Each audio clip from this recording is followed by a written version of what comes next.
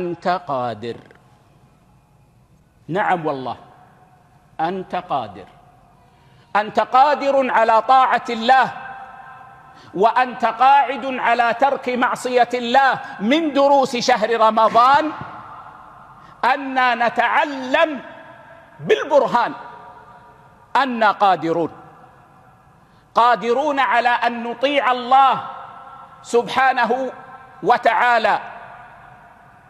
فليس المقصود بالصيام أن نمسك عن الطعام والشراب فقط، وإنما المقصود أن نتعلم أن نمسك عما أمرنا الله عز وجل بالإمساك عنه، أن نتعلم كيف نطيع الله سبحانه وتعالى. أنت قادر على ترك المعصية، والله مهما تزخرفت المعصية ومهما تعودت على المعصية أنت قادر. ليس بينك وبين ترك المعصية سوى عزيمة صادقة.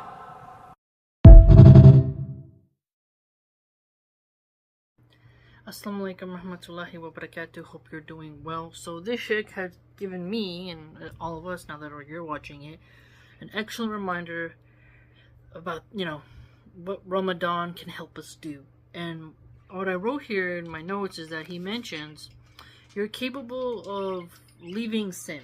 You are capable of leaving the disobedience to Allah. You are capable of adhering to what you have to adhere to. And that is a very powerful statement, because Ramadan, you people are super motivated, but then during the rest of the year, they kind of lose that motivation. Okay? And so we need to be steadfast as well. And don't lose hope and think you can't learn to obey, but use Ramadan to help you bounce forward through the whole year, I'd argue. And what's great about Ramadan is that even if you are pregnant or breastfeeding, now I know that there's women who, they like to make life difficult. Your child needs nutrition, you need to drink water, have the amniotic fluid up. A lot of women have health concerns. If you don't drink water, your milk supply can literally stop, and formula is not as good as nursing, and Allah has made Islam easy for us. So you don't have to feel like, oh, because I can't fast, therefore Ramadan means nothing. No, you can still use Ramadan to stop something, the sin that you're doing. You're capable of leaving that sin. And no matter how it's adorned or how used you are to it, he mentions you're still capable of obeying. And think about it. Let's say you're still smoking weed. Weed is a hard one, especially for younger men. You're capable of being able to leave weed. You're capable of leaving alcohol. You're capable of leaving drugs. Okay? And alcohol is very adorned, especially in American society. I mean, it's hard to go on social media and not see an ad for alcohol.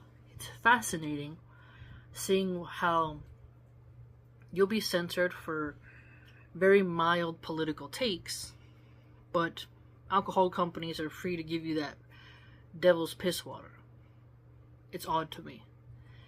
And when you just look at the politics of people will spend more money on alcohol than water, and that water companies, one of their biggest customers is the alcohol companies and soda companies, you're like, wow, we don't really value water as much as we should, because too much of it is absorbed by the wine industry, the hard liquor industry, and the beer companies, right? Now, intoxicants are haram, and I know there will be people who try to justify smoking weed, but because they'll say, well, you can smoke tobacco, so why not weed? And I've heard some excellent sheikhs talk about how you shouldn't smoke tobacco, but there is no doubt that whatever stones you and alters your mind like weed is haram. Okay? And so remember Abdul Rahman Hassan, that brother, he also had a video recently, not too long ago, about, is alcohol haram? Because there's people, believe it or not, the revisionists, the liberal Muslims, who are trying to make it to where, no, you can drink alcohol. Turning into the Christians, right? Well, Jesus drank wine, therefore we can have beer and watch the NFL. Like, what? So, let's say this Ramadan, you're like, I'm really going to work hard on not drinking alcohol. That's great for your health. They say it takes 30 days to really change a habit. And Ramadan is a full month, give or take. So, use this month to really fix your life. Some Christians will get that way during the Christmas season. They'll be like, I'm going to be more full of joy. I'm going to be more merry. I'm going to be more charitable. I'm going to really plan my life out. Or they do something like that on New Year's. For us, it's important for us to remind our children that, you're trying to leave sins during Ramadan and then keep them at bay. And there's so much momentum around Ramadan, and then when Eid comes, and some people can feel like there's less enthusiasm floating around, so they get less motivated. That's why it's important to follow people who consistently keep that positivity in your feed and can help you to stay on track. They're always leveling up, they're always flowing, they're always learning. No matter what it is that they're up to, it's just progress, learning, excelling, boom. Okay, persevering, steadfast, endurance. They're grinding, like they're just, whatever it is that they're upon that is good, that is halal, they don't give up. Okay? Now, you can be really accustomed to smoking weed after work, or having a beer after work, but you have to let that go. And Ramadan has this wonderful way of just making you feel like, oh man, it's Ramadan, I'm not supposed to do that. It's like a very special month. Okay? And you want to get all the rewards. But then, suddenly, Ramadan's over, and you feel like, no, I'm not going to do this, or I'm not going to do that. Some people, they get more motivated to study Islam during Ramadan, which is understandable. And they stop the whole year. It's important to keep that in your life.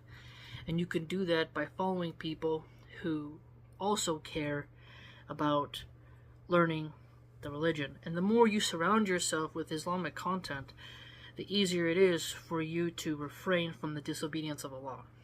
And let's say if you're a lady who you're sinning by not wearing the hijab. Don't give me anything about it's not a sin. Just stop it. Okay. You can start wearing it. You can retire your tight jeans and your yoga pants. It's a wonderful time to start. Wonderful time.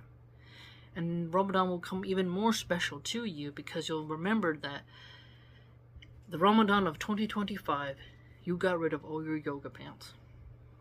And you simply started dressing in the right way. And you covered your hair the real way. You didn't be like showing 4 inches and whatnot. Don't be like these feminist liberal hijabis. I would also, this may sound controversial, if you're struggling with the hijab, why are you following women who don't wear it and who are Muslim? They're encouraging you to be like them. And if you start following more modest sisters and more pious brothers, you will definitely feel more motivated and less excluded, less alienated, inshallah. So, let's say drugs. It's a hard one for people because they actually have to admit they have a problem. And drugs are heavily pushed in society by the libertarians, and especially by the liberals. I've had a professor, her name was, okay, I won't say her name, but she even said that she approves these safe injection drug sites. And there have been people who argue with me in the comment section where they think it's humane to allow people to have a certain amount of crack or meth or cocaine or fentanyl and to just be out strung in the streets.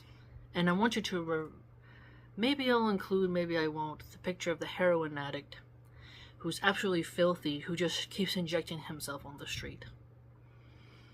Liberals call that a mercy. Libertarians call that liberty. You're free to do what you want, as long as you're not hurting nobody else. Inject, inject, inject, till your teeth fall out, till your veins become so infected. You're not hurting nobody, they say, so what's the problem? That's their sick ethics. But Islam, we have a better ethical code given to us by Allah subhanahu wa ta'ala. And drugs are haram. So this Ramadan, if you keep using those hard drugs, it may be your last. Why would you want to miss out on future Ramadans because you can't stop getting high? If there's a comedian who you follow, he's into drugs. If there's a political commentator who you follow who's into drugs, cut him out. Everyone who's promoting you to use drugs, cut them out as much as possible. Okay? I know it's hard because you don't want to throw away people so easily, and you want to give them time to change, and you're hoping you'll have an influence on them, and nobody is perfect. Someone could give you really sound legal advice, but they just have a bad habit of drinking, right?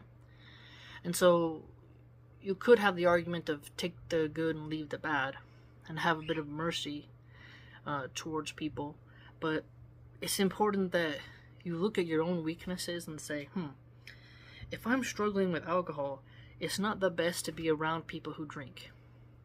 Okay? And free mixing is a way in which drugs, alcohol, and weed come back into the mix of your life. So use this Ramadan to stop free mixing. Use this Ramadan to really excel and say, you know what? I'm not doing this anymore. I'm letting that go. It's a great time to change. Okay? And it's so important for you as a mom to stay sober. And don't listen to these liberal women. Oh, we're going to take some Vicodin. We're going to, drink some red wine, mimosas, Bloody Marys, mojitos. No. Beware of the liberal feminist women, because they placate their brains with intoxicants, and they just wiggle and wither in mental illness, degradation, and insanity. Stay sober. Face problems head on, because we know Allah subhanahu wa ta'ala is going to test us. So refrain from the disobedience. Leave that sin, even if it's so pretty. Even if it's so pretty. Let's say you're doing OF content. You're a sinner. I saw a few years ago a Muslim woman saying she does feet pics on OnlyFans. And she was trying to justify it. And I think that she was just an agent. I know that word is overused, but that's crazy to me. I mean, there's a lot of women who cosplay as Muslims and then create OF content. And they seem to get a lot of customers because it's taboo. And so, if you're a Muslim sister and you've been led astray and you're doing that kind of content, and you're trying to say, well, I'll give charity to make up for it, or, I have to pay for college somehow, whatever excuse you're coming up with, it's a sin. So use this Ramadan to let that go, to move beyond it, okay? And use this Ramadan to really study the Quran, get close with your faith, read hadiths, listen to scholars, okay? Discover, learn, explore. Confront your own weaknesses. Confront your own imperfections. Okay? And adhere to the rules. So, analyze what is a sin in Islam, and then ask yourself, am I capable of changing? The answer is yes. How do I implement this? What's the best strategy? Okay? And so many people have done this. So you're not alone. You're not alone. You may not get a bouquet of flowers at the finish line of Ramadan for your successful mission, but it's still worthy, because remember, Allah subhanahu wa ta'ala is merciful. He's going to forgive you for sins, but you also have to truly repent in your heart, and that means doing your level best to avoid those things. It ain't easy, but it doesn't mean you shouldn't try. May Allah subhanahu wa ta'ala make it easy. May Allah make it so that you have a blessed Ramadan, and may, may Allah make it so the people of Palestine can have a good Ramadan, the people of Syria, people of Lebanon, Iraq, Yemen, Somalia, all of them, the Uyghurs in China, the Rohingya. I just pray for them all. You can do it. Don't lose hope. And if you ever need some motivation or something like that, you just need someone to say, hey, you keep going. You can always message me through my blog. Okay? And just be cautious. Just be cautious of those who make it so your sin is minimized. Be careful. They'll drag you down. Please like, comment, subscribe. Join the vlog.